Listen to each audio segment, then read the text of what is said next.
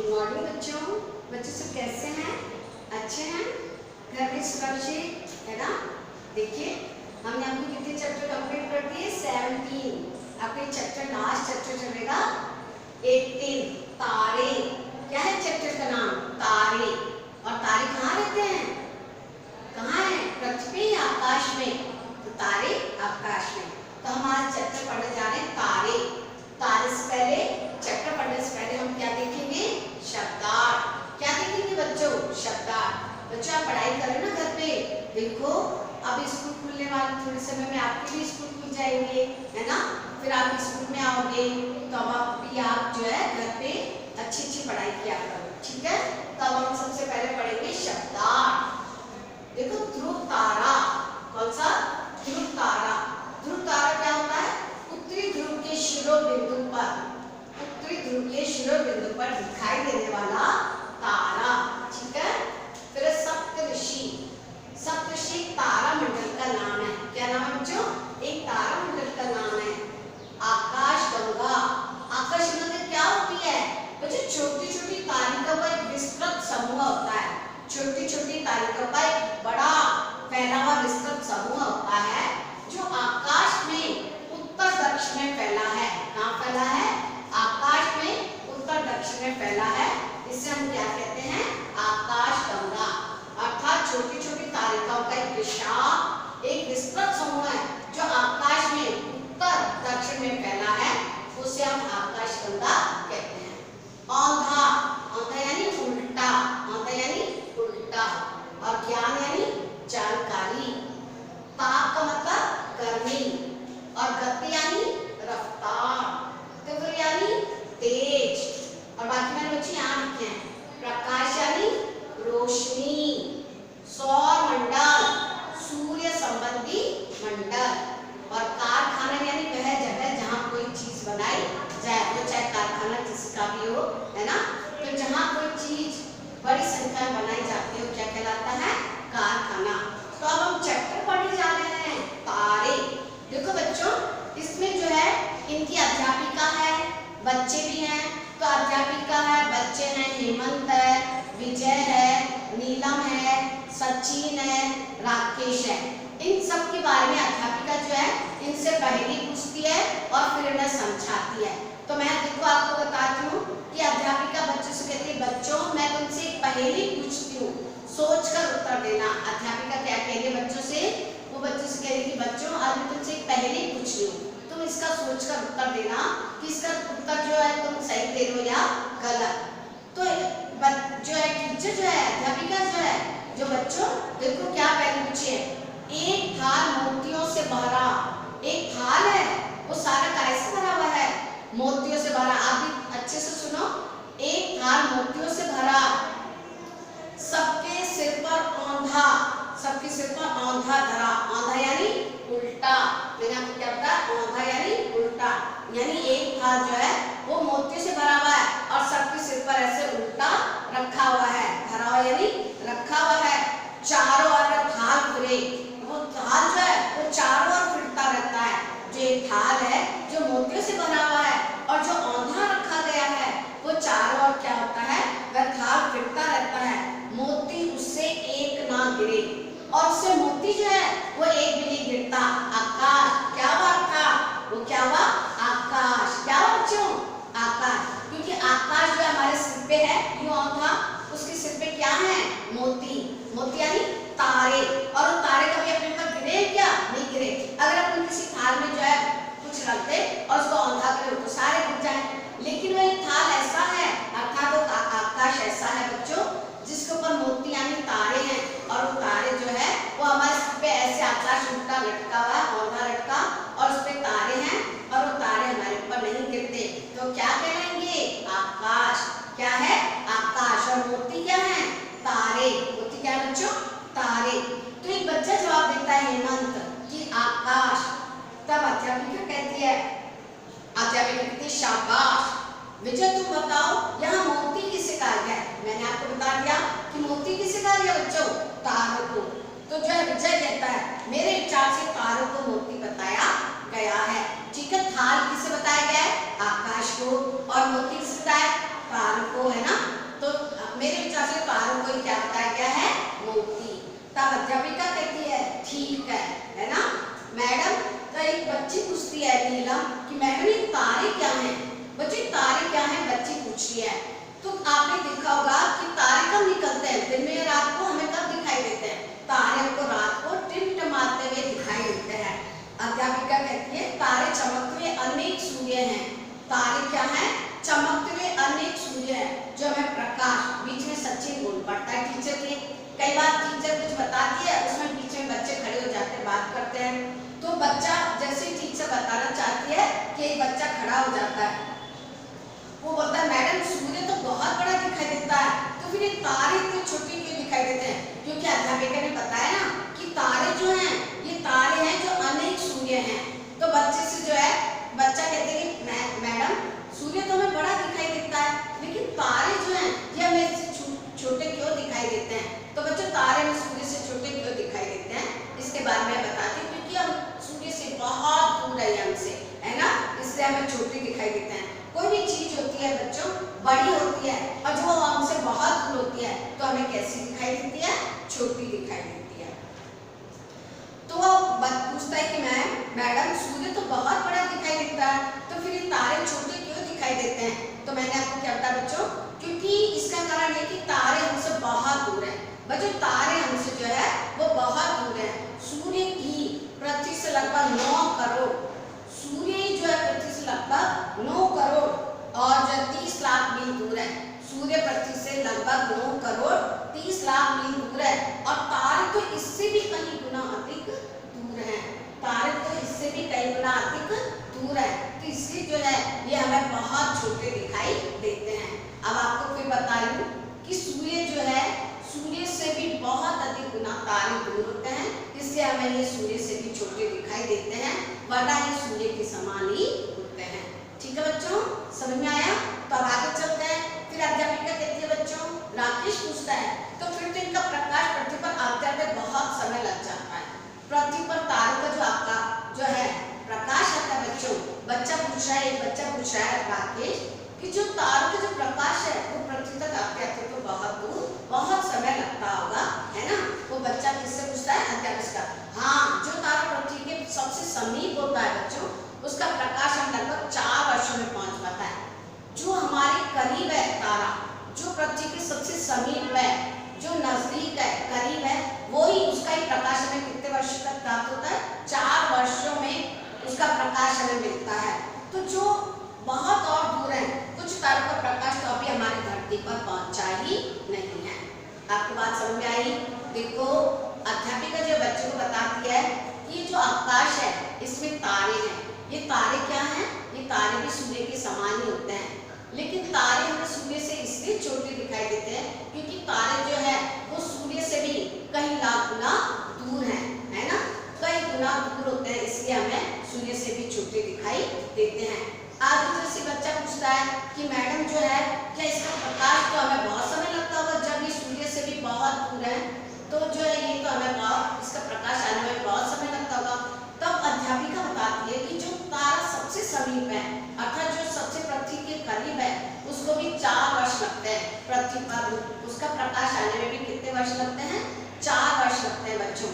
तो जो और दूर हैं पृथ्वी से, उनका तो कई तो ऐसे भी तारे हैं जिनका कि हमें अभी तक प्रकाश नहीं मिला है, अभी तक हमारी धरती पर उनका प्रकाश पहुंचा ही नहीं है। ठीक है बच्चों। तो बच्चे पूछते हैं, नीलम कहते हैं मैडम इन तारों का क्या लाभ है। बच्चों तारों से तो कितने लाभ हैं। तारे तो रात को, सबसे पहले तो तारे रात को चमकते हैं, सिंपल सी बात है कि तारे रात को चमकते तो क्या होती है, एक तरह की रोशनी होती है, टिमटिमाते हैं। मैडम जी तारों से बच्चे को और जो है समय और ज्ञान का भी पता बताते हैं। एक बच्ची पूछे नीलम कि मैडम हमें तारों से क्या लाभ है ना। नीलम मैडम तारों का क्या लाभ है। तब अध्यापिका इन तारों से दिशाओं और समय का ज्ञान होता है। तारों समय क्या पता चलता है, तारों समय दिशाओं और ज्ञान का पता, समय का पता चलता है। तारों समय दिशाओं और समय का ज्ञान होता है। ठीक है बच्चों। तारों समय क्या लाभ है, तारों समय समय और दिशाओं का ज्ञान होता है। ठीक है मैडम, हमने ध्रुव तारे का नाम सुन रखा है, आप उसके बारे में बताएं। एक बच्चा बोल रहा है कि कि मैडम हमने जो है ध्रुव तारे का नाम सुन रखा है, हेमंत कहता है, तो आप हमें इसके बारे में बताएं। बच्चों पहले समय में जो है कहते हैं कि ध्रुव तारा जो है उत्तानपाद नाम के राजा थे, उनके पुत्र का नाम ध्रुव रखा गया था। तो अध्यापिका कहती है कि प्राचीन कथा के अनुसार, प्राचीन बहुत पुरानी कथा के अनुसार राजा उत्तानपाद के पुत्र ध्रुव पर प्रसन्न होकर भगवान ने उन्हें ध्रुव तारा बना दिया था। कौन सा तारा बना दिया बच्चों?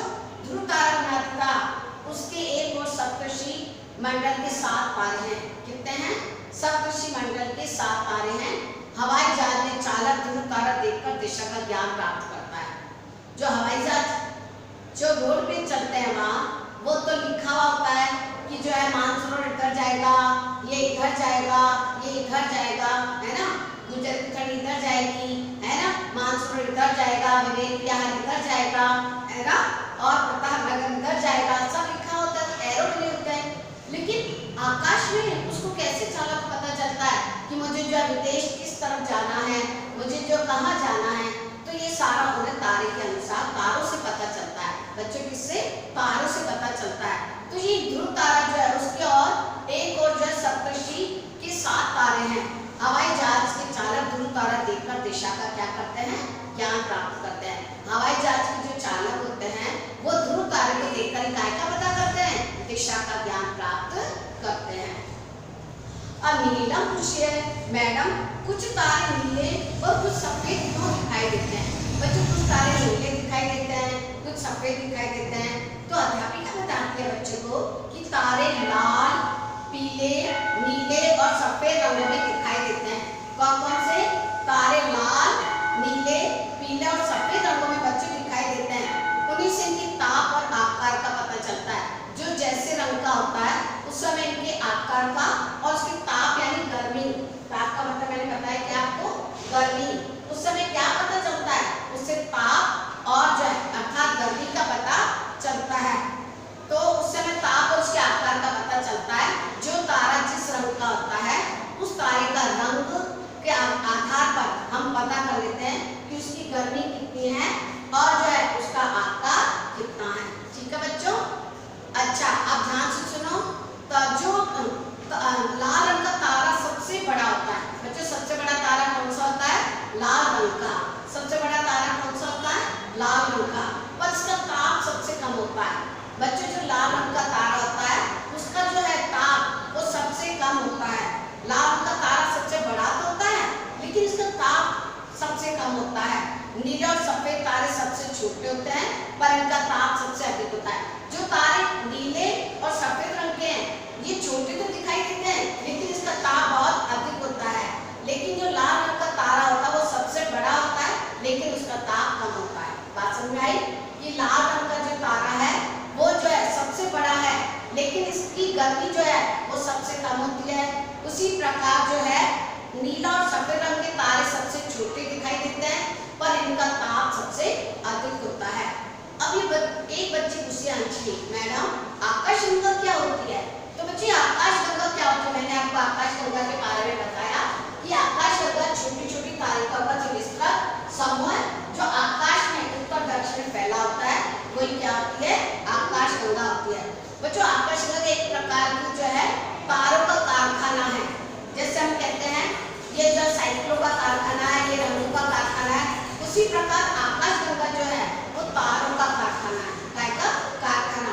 इसमें अनेक नए तारे बनाए जाते हैं, अनेक नए तारे बनते रहते हैं।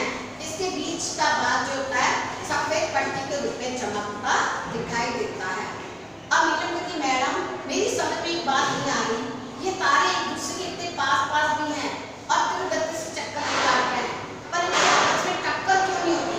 बच्चों टक्कर इसलिए नहीं होती कि हमें दिखाई देते हैं पास पास है लेकिन ये बहुत दूर होते हैं। क्या होते हैं? ये टक्कर, ये एक दूसरे से काफी दूर चक्कर काटते हैं। आकाश में उड़ते पक्षी बच्चों, आकाश में जब पक्षी उड़ते हैं तो ऐसा लगता है कि सब पक्षी पास पास है लेकिन वो पास नहीं होते, वो बहुत दूर दूर होते हैं। लेकिन हमें दूर से क्या दिखाई देते हैं? पास पास दिखाई देते हैं कि अपने बिल्कुल नजदीक उड़ रहे हैं लेकिन वो नजदीक नहीं होते, वो दूर दूर उड़ते हैं। उसी प्रकार जो तारे भी जो होते हैं ये चक्कर काटते तो ऐसा लगता है कि पास पास है लेकिन बच्चे पास पास नहीं होते, ये बहुत दूर होते हैं इसलिए एक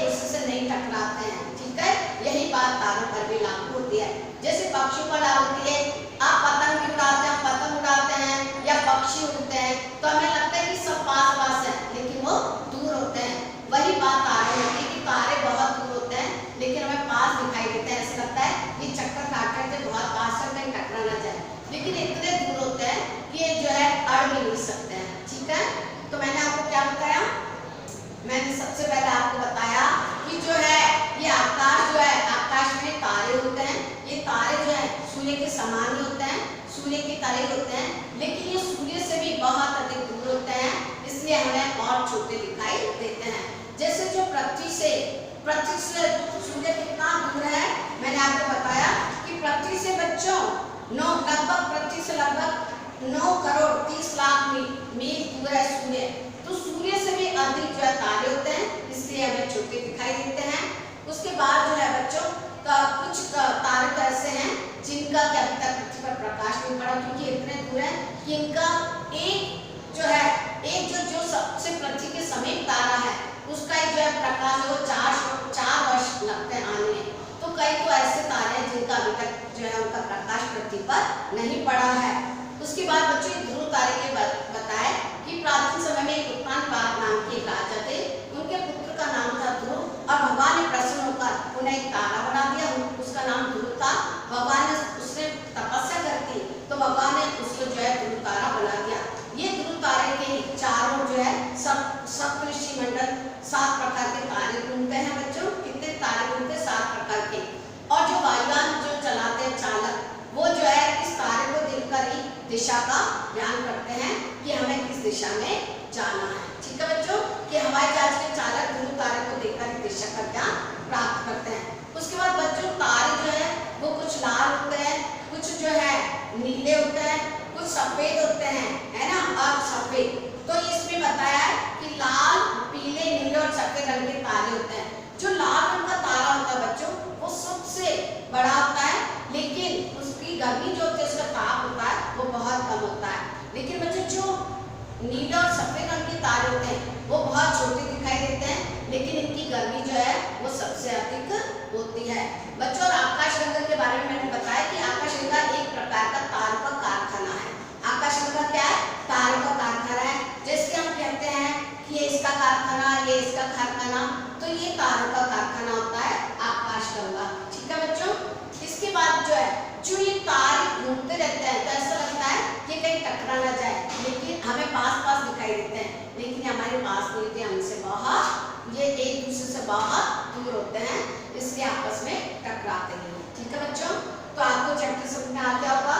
आप इसके शब्दार्थ जो है एक देखो, ये मैंने यहाँ से लिख के ये यहाँ तक लिखा है और उसके बाद ये यहाँ है। ठीक है, तो ये बड़े बड़े हैं इसलिए यहाँ लिखे, अब ये छोटे। ठीक है, तो आप कॉपी में शब्दार्थ लिखोगे और अपनी कॉपी चेक कराने के लिए स्कूल में लेके आओ, ताकि हम आपका जो है कॉपी चेक कर सकें। उसके बाद जो बच्चों देखो इसके क्वेश्चन आंसर जो है ये मैं